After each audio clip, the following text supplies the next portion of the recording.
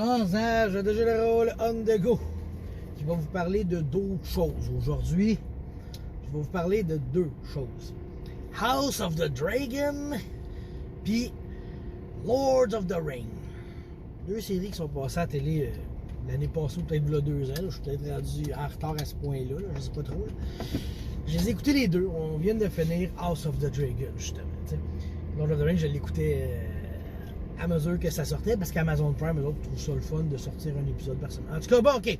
J'ai écouté les deux séries, puis j'avais des commentaires des deux bords, mais pas beaucoup. Tu sais, j'ai pas été trop m'informer sur les deux. Je me suis dit, je vais les écouter par moi-même, puis je vais voir, je vais me faire une idée.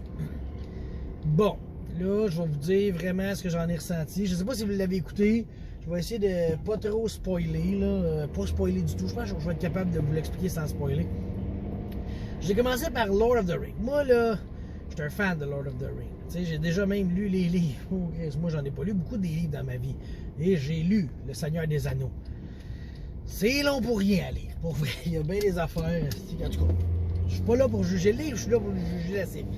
Puis là, tu juges la série et asti qu'il se passe rien.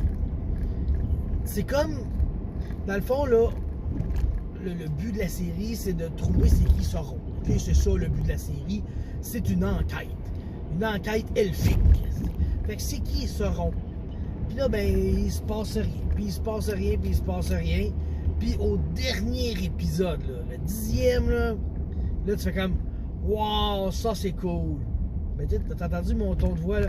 Wow, ça c'est cool.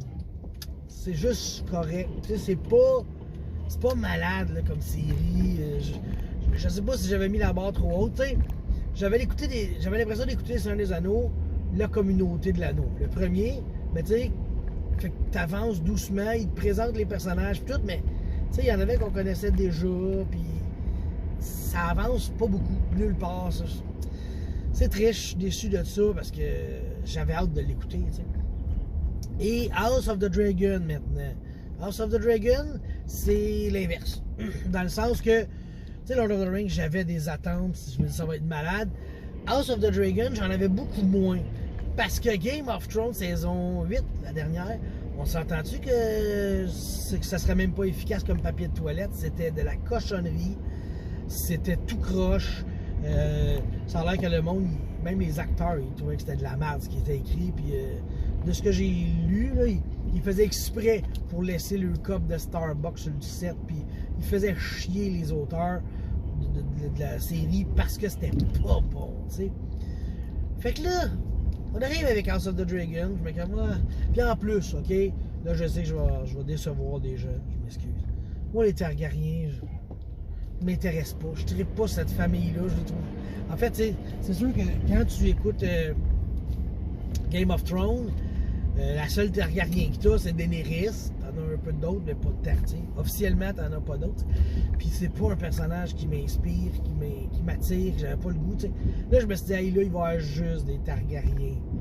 Tu sais, ça va être pas intéressant, hein? Ben, Chris, ça a été une série de malades, ok? Puis je vous dirais même plus que Game of Thrones. Oh que oui. Parce que là, ce qui arrive. Moi, Game of Thrones, comme je l'ai toujours dit, ça devient Game of Thrones à saison 3. C'est là que le trône est en jeu, puis là, il y a du comment ça s'appelle, des familles, des mariages. C'est là que tu vois vraiment que le trône est central, tu sais. Parce que saison 1 et saison 2, c'est juste du cul et des têtes qui tombent pour attirer le monde à continuer à quand ça va pogner. Là, quand ça pogne saison 3, c'est écœurant. Mais House of the Dragon, là, ça commence déjà écœurant. Ça commence déjà le trône. Je veux dire, t'as le roi sur le trône. Il est à sa place. C'est Wonder Good, là. C'est parfait. Mais tu sais déjà que la marde va pogner, là. Tu sais, je veux pas spoiler encore, là, mais tu sais, Game of Thrones, le trône, ça te prend un fils pour le gérer. Fait que si t'as pas de fils, le roi n'a pas de fils au début, là. Fait que tu sais que ça va jouer serré puis qu'il va y avoir de la chicane pour cette chaise-là. Cette chaise si inconfortable soit-elle. Puis les épisodes, et bien sûr, moi j'écoute ça, tu sais. Et on se souviendra que dans Game of Thrones, les épisodes 9, c'était toujours quelque chose, ok? Il y avait toujours un moment incroyable.